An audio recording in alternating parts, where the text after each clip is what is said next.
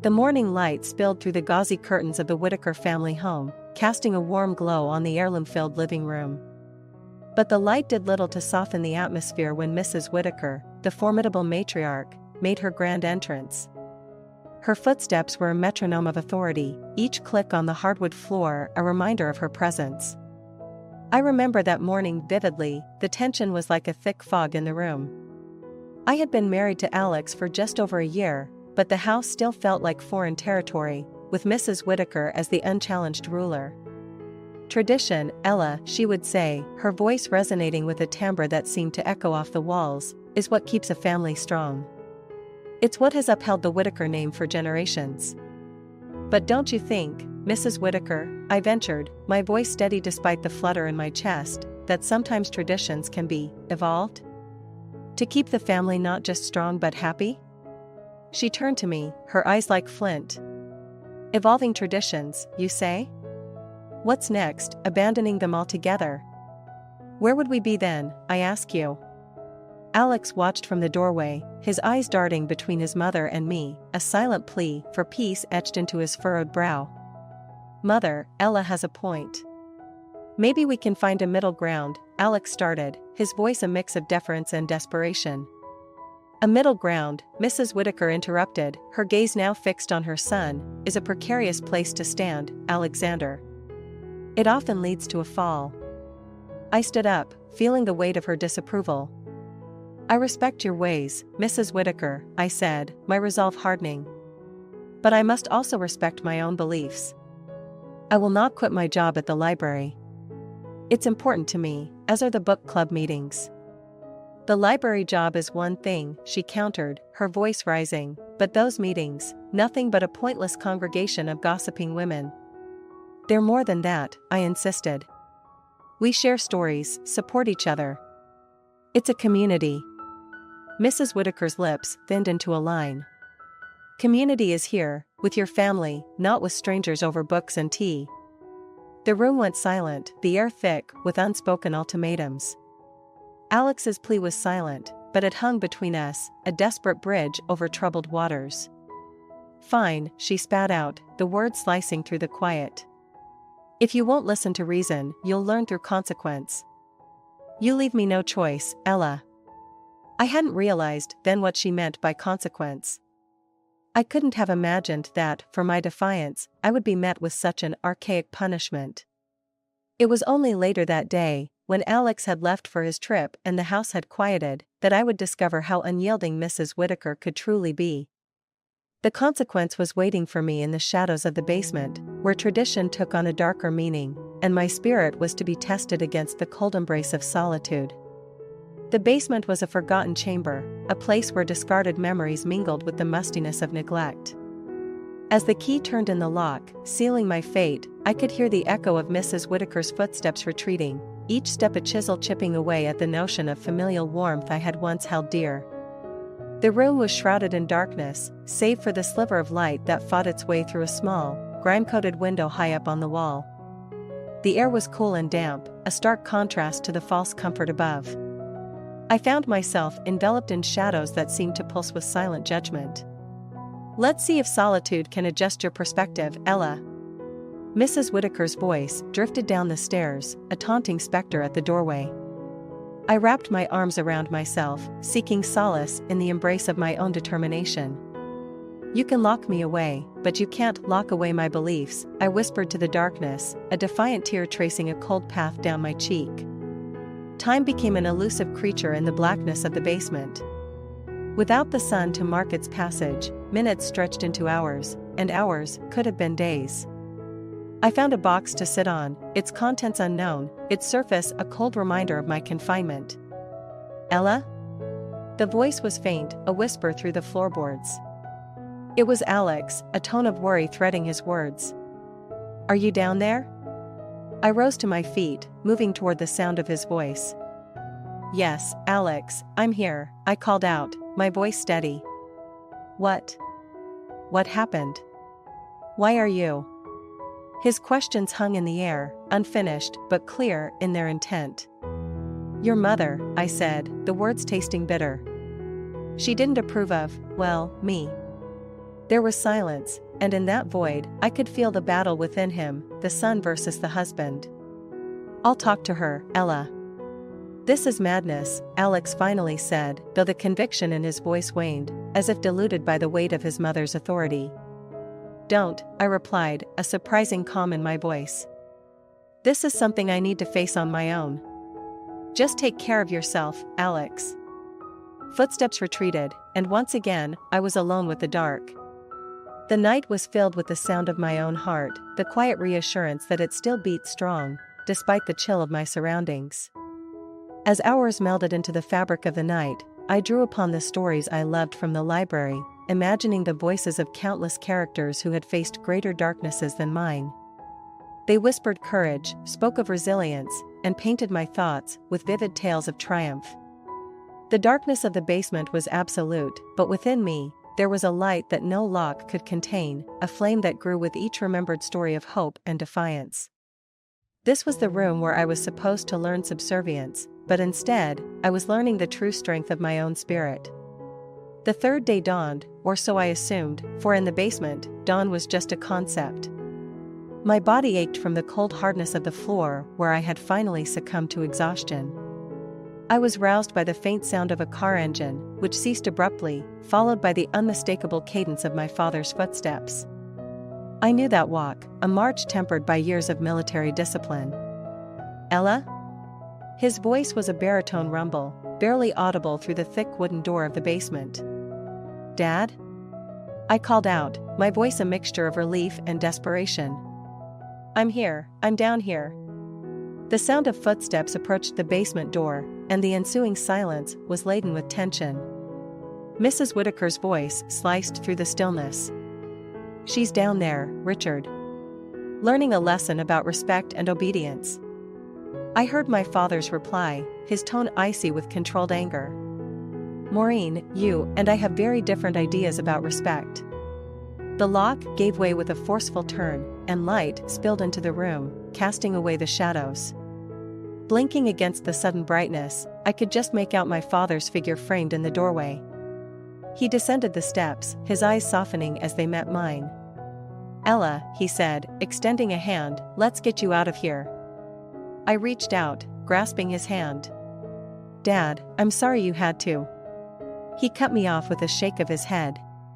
"No child of mine apologizes for being wronged." We ascended the stairs together, emerging into the kitchen where Mrs. Whitaker stood, her face a mask of indignation. "Richard, this is family business. Ella needs to learn." My father faced her, his posture rigid with military bearing. "No, Maureen.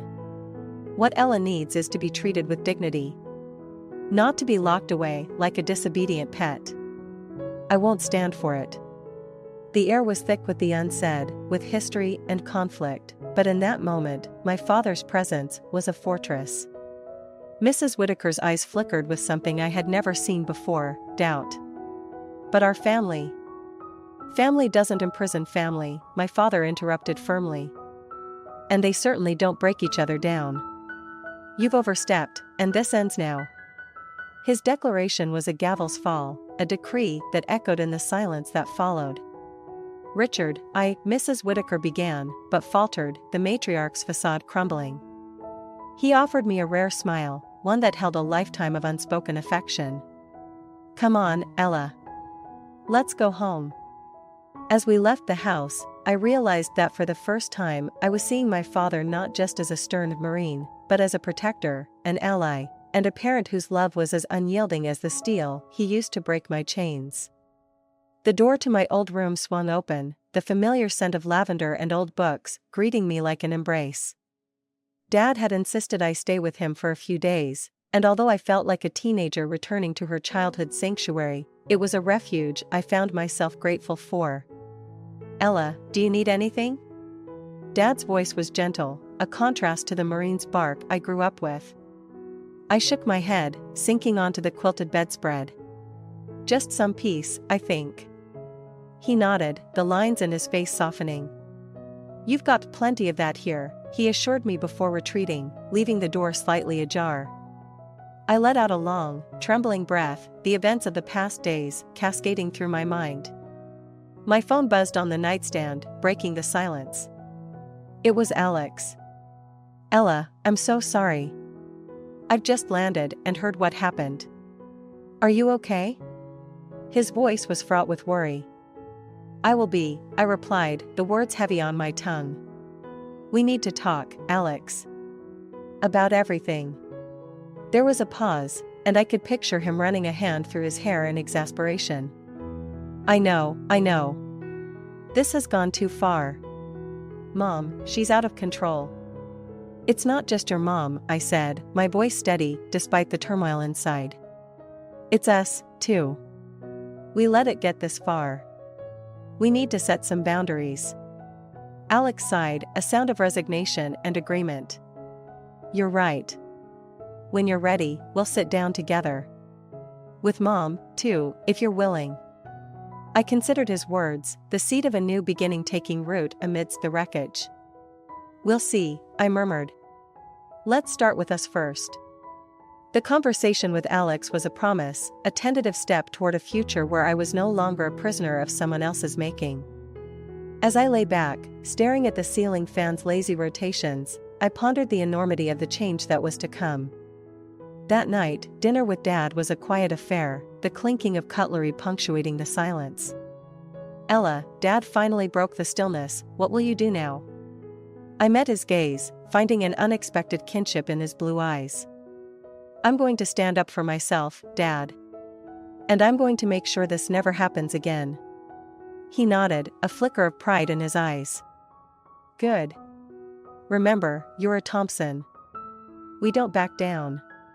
A smile tugged at my lips. I remember. We ate in silence, but it was a comfortable one, filled with the understanding that some conversations needed no words.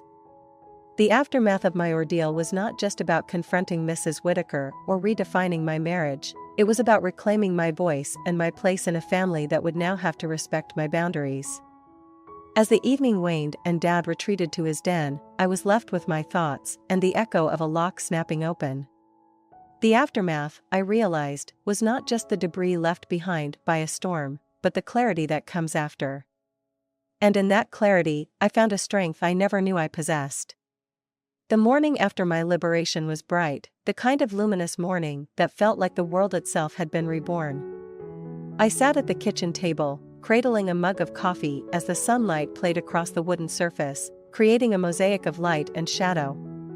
Alex had returned home late last night, his face etched with concern and disbelief as I recounted the events of the weekend.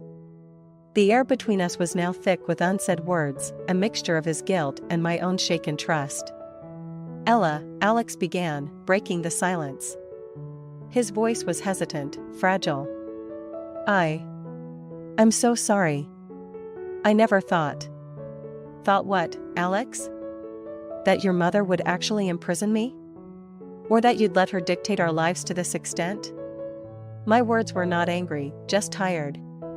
He ran a hand through his hair, a gesture of exasperation and defeat. I know. It's just, she's always been this force in my life, and I haven't? I interjected, not to wound, but to understand. He looked up, his eyes meeting mine. No, it's not that. You are my life, Ella. I just don't know how to balance the two. I sighed, a long, deep breath that felt like it carried the weight of the past days with it. Alex, your mother's balance is her having control. That's not balance, that's tyranny. He nodded slowly, a dawning of realization in his eyes. You're right. I've been blind to it, and to how it's affected us. But what do we do now? She's still my mother. I reached across the table, taking his hand. We set boundaries, Alex. Real ones. And we enforce them, together. Your mother needs to understand that we are a family, too. Our own family. He squeezed my hand, a symbol of accord. Together, he echoed. We spent the rest of the morning outlining what those boundaries would look like, discussing how we would approach Mrs. Whitaker, and what our non-negotiables were. It was a conversation that should have happened long ago, but the clarity it brought felt like a heralding of a new era. The doorbell rang, an unexpected chime that interrupted our planning. Alex rose to answer it, and I heard murmured voices. Before he returned, a look of surprised contentment on his face. "It's the neighbors," he said. They heard something happened and they've brought over some food. They want to make sure you're okay." I felt a surge of gratitude for the community that had quietly observed and now stepped in with such warmth. "I'd like to thank them," I said, standing up. As I walked to the door, I was greeted by the sight of Mrs. Jensen from next door, holding a casserole, and Mr. Klein from across the street with a basket of muffins. "Ella, dear, we just wanted to make sure you're all right," Mrs. Jensen said, her eyes reflecting a motherly concern.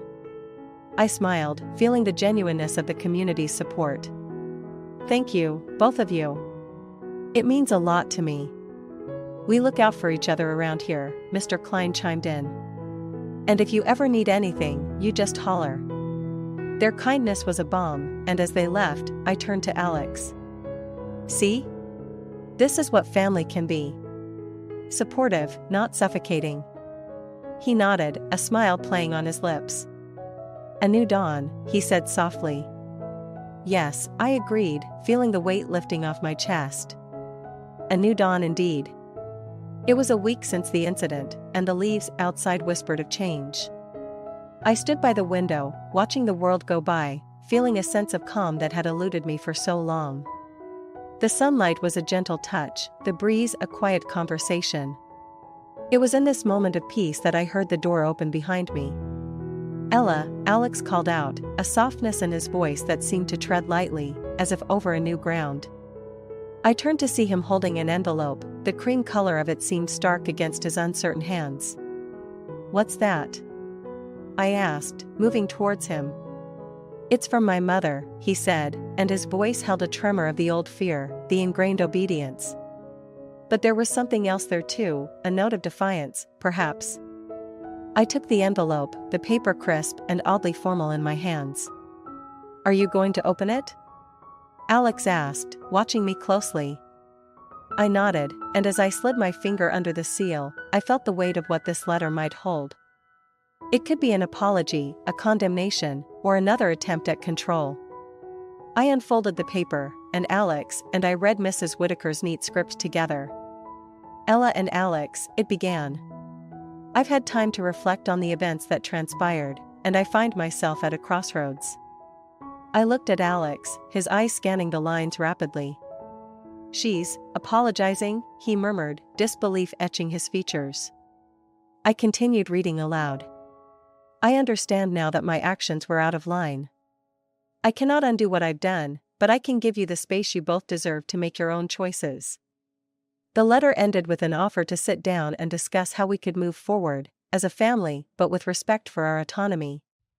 I folded the letter, feeling an unexpected surge of relief. "She's giving us a choice," I said, and there was power in that realization, the power to choose how and when to engage. Alex nodded, a slow smile spreading across his face. "It's what you've always said, isn't it? That we have the choice. We're not under her command." I smiled back, and it felt like the final piece of a puzzle clicking into place. "Yes, and we choose to be kind, but also to be firm. We decide what our family looks like." "So, what do we do?" Alex asked, the old hesitance now a shadow of what it once was. "We accept her offer," I replied, "but on our terms. We meet in a neutral place, we express our feelings, and we listen. We build something new, something healthier." He took my hand, his grip strong and sure. "Together," he affirmed, and I felt the strength that came from that unity. "Together," I echoed, feeling the truth of it deep in my bones. The decision was made. We would meet with Mrs. Whitaker, but the dynamics had irrevocably shifted. The power of choice was ours, and with it, the future opened up like the sky at dawn, vast, bright, and infinite in its possibilities.